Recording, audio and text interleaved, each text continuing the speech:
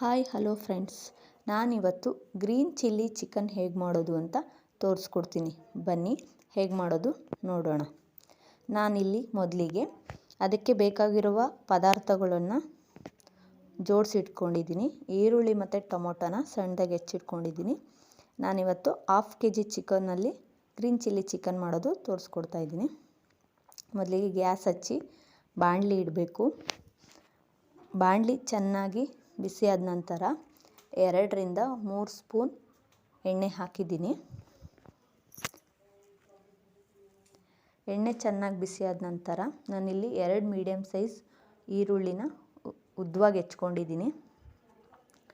ಅದನ್ನು ಹಾಕಬೇಕು. ನಂತರ ಮೀಡಿಯಮ್ ಸೈಜ್ 1 ಟೊಮೊಟೊ ತೊಗೊಂಡಿದ್ದೀನಿ. ಈರುಳ್ಳಿ ಮತ್ತು ಟೊಮೊಟೊ ಚೆನ್ನಾಗಿ ಫ್ರೈ ಆಗಬೇಕು.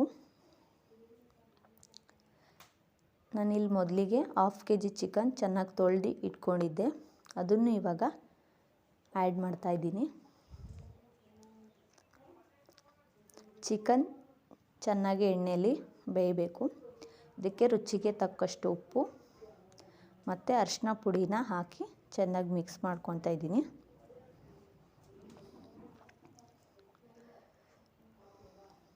ಬನ್ನಿ ಫ್ರೆಂಡ್ಸ್, ಚಿಕನ್ ಬೇಯೋಷ್ಟರಲ್ಲಿ ನಾವು ಮಸಾಲೆನ ರೆಡಿ ಮಾಡ್ಕೊಂಡು ಬರೋಣ.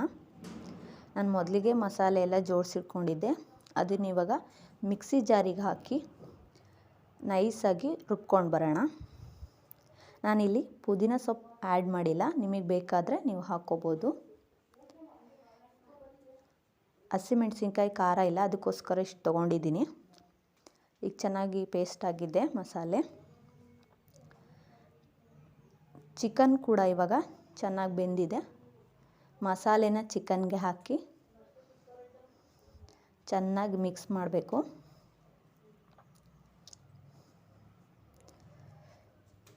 ಚಿಕನ್ ಮಸಾಲೆ ಜೊತೆಗೆ ಚೆನ್ನಾಗಿ ಮಿಕ್ಸ್ ಆಗಬೇಕು. ನೋಡಿ ಫ್ರೆಂಡ್ಸ್, ಆಲ್ಮೋಸ್ಟ್ ಚಿಕನ್ ರೆಡಿಯಾಗಿದೆ. ಇದನ್ನು ಚಪಾತಿ, ರೊಟ್ಟಿ ಮತ್ತು ಅನ್ನದ ಜೊತೆನೂ ತಿನ್ಬೋದು. ತುಂಬ ಚೆನ್ನಾಗಿರುತ್ತೆ. ಒಂದು ಸಲ ಟ್ರೈ ಮಾಡಿ ನೋಡಿರಿ. ಲಾಸ್ಟಿಗೆ ಕೊತ್ತಂಬರಿ ಸೊಪ್ಪು ಉದುರಿಸಿ ನಾನಿಲ್ಲಿ ಅರ್ಧ ಹೋಳು ನಿಂಬೆಹಣ್ಣು ಹಿಂಡ್ತಾ ಇದ್ದೀನಿ.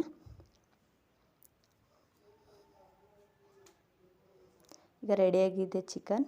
ಫ್ರೆಂಡ್ಸ್, ಪ್ಲೀಸ್ ಒಂದು ಸಲ ಟ್ರೈ ಮಾಡಿ ನೋಡಿ. ನನ್ನ ಚಾನಲ್ನ ಪ್ಲೀಸ್ ಸಬ್ಸ್ಕ್ರೈಬ್ ಮಾಡಿ.